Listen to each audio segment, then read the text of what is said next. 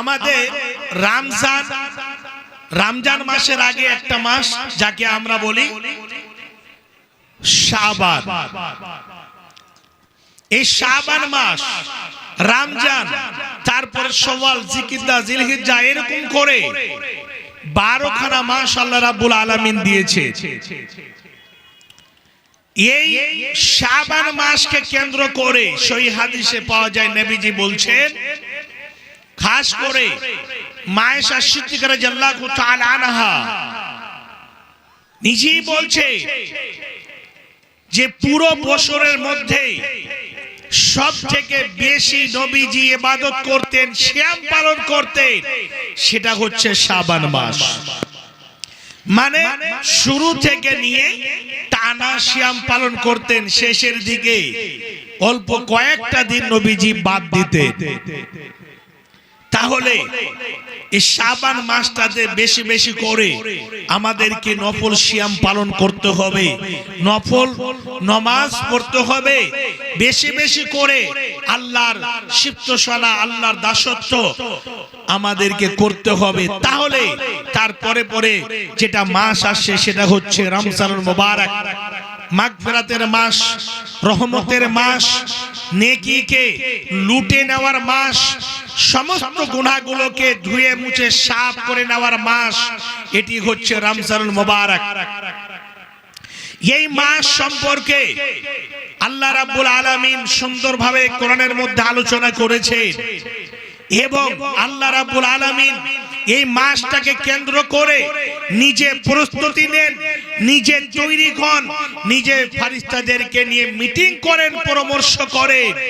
এবং সবথেকে বিশাল জিনিস হচ্ছে এই রমজান মাসকে কেন্দ্র করে আল্লাহ রাব্বুল আলামিন বলেন, হে ফেরেশতারা, তোমরা 11 মাস আমার বান্দা বান্দীদের নেকি বদি তোমরা লিখেছো, তোমরা তাদেরকে দিয়েছো, কিন্তু আমি আল্লাহ এই রমজান মাস 1 মাস আমি তোমাদের হাতে এই বিধানটা দেব না, এই লেখা পড়া, খাস করে নেকি বদির দায়িত্বটা আমি তোমাদের উপরে দেব না।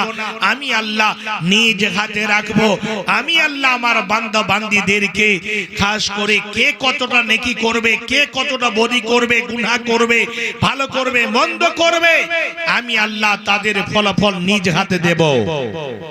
এই রমজান মাসকে কেন্দ্র করে ফেরেশতাদেরকে ডেকে বলে, ওরে আমার ফেরেশতারা, এই মাহে রমজান মাস চলে আসে, তোমরা শুনে নাও। 4 খানা বিধান আল্লাহ রাব্বুল আলামিন জারি করে দেন।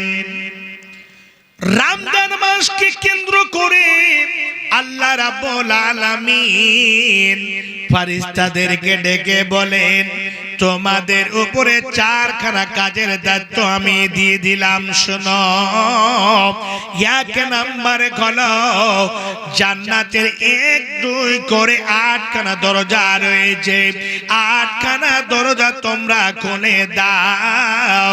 2 নাম্বার হলো জাহান্নামের 7 খানা দরজা রয়েছে, জাহান্নামের 7 খানা দরজা বন্ধ করে দাও।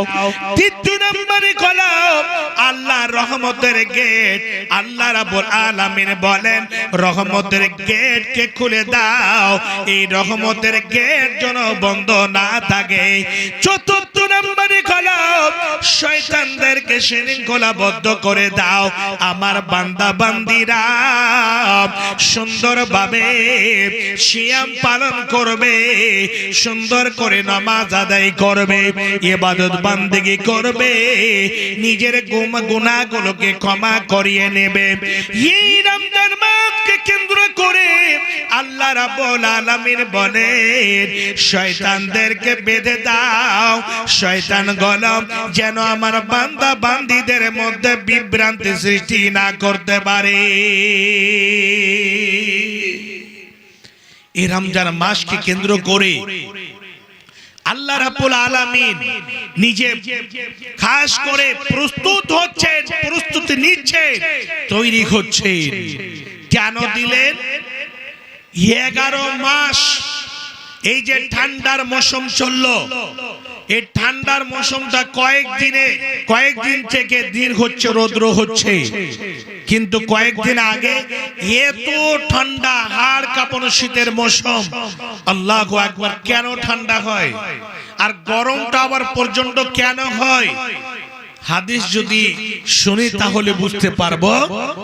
নবীজি বলছেন, দেখেন জাহান্নাম দুইবার শ্বাস নেয়, জাহান্নাম দুইবার শ্বাস নেয়, শ্বাস নেয় এবং ছাড়ে। ঠান্ডার মৌসুমে গরম শ্বাস নিজে নেই এবং ঠান্ডা শ্বাস ছাড়ে। তখন এই যে শীতকালে ঠান্ডা, এই যে প্রচন্ড ঠান্ডা, জাহান্নাম যখন ঠান্ডা শ্বাসটা ছাড়ে তখন এই পৃথিবীর বুকে ঠান্ডাটা বেশি হয়।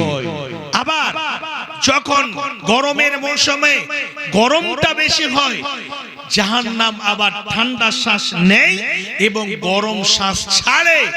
তখন আবার সারা পৃথিবীতে গরম এত হয়, এত রৌদ্র পড়ে, মানুষ আর রৌদ্রতে থাকতে পারে না। তখন এরকম ছায়া খুঁজে, হাওয়া খুঁজে কুলারে যায়, আবার পাংখার নিচে, ফ্যানের নিচে বসে, কত কি করে, আবার এসি সেট করে, কত কি করে। এই সম্পর্কে লম্বা আলোচনা রয়েছে, আমি ওইদিকে যাচ্ছি না।